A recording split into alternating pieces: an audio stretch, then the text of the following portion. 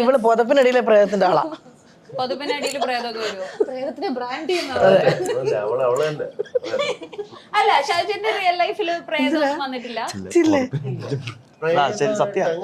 അങ്ങനെയുള്ള സംഭവം എനിക്കറിയത്തില്ല ഉണ്ടോന്ന്. അത് ഞാൻ തമാശ പറഞ്ഞല്ല. എനിക്ക് മറ്റേ പോലെ എക്സ്പീരിയൻസ് ഉണ്ടായിട്ടുണ്ട്. ബീച്ചിലോ?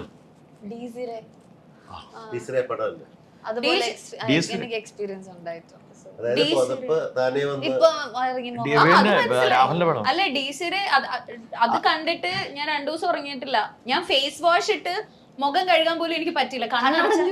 കണ്ണടച്ച പ്രശ്നം. Face wash ഇട്ടിരുന്നോ? ടിഷ്യൂ വെച്ചിട്ട് ഞാൻ കണ്ടല്ല, എനിക്കങ്ങനെ ഞാൻ പടം കണ്ടില്ല കേട്ടോ. അയ്യോ സോറി. അത് സാരമില്ല, ഇനി പോയി കണ്ട. പക്ഷെ അത് എല്ലാവർക്കും ഡിപ്പെൻസ് ആണ്. അതിപ്പോ പറയാൻ പറ്റത്തില്ല. അല്ല, അത് എനിക്ക് ഇച്ചിരി പേടി കൂടാ. ഇപ്പൊ നിങ്ങളുടെ ബംഗ്ലാവില്ലേ, അതിൽ ഞാൻ അഭിനയിക്കാൻ വരുന്നതിന് മുമ്പേ അങ്ങനല്ല, അത് നല്ല എനിക്ക് അങ്ങനെ പ്രേത സിനിമ കണ്ട് പേടിയില്ലാത്തോണ്ടാ. ആദ്യം ആ പേടിയുള്ള ആളാ.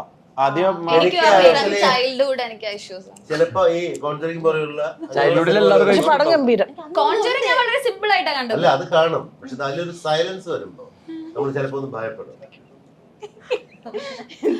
അല്ല, അങ്ങനെയുള്ള സിനിമകൾ വരുമ്പോ ഒരു സൈലൻസ് ഉണ്ടാവും. ഒരു ഡോറിലേക്ക് എത്തണുള്ള ഒരു സൈലൻസ്.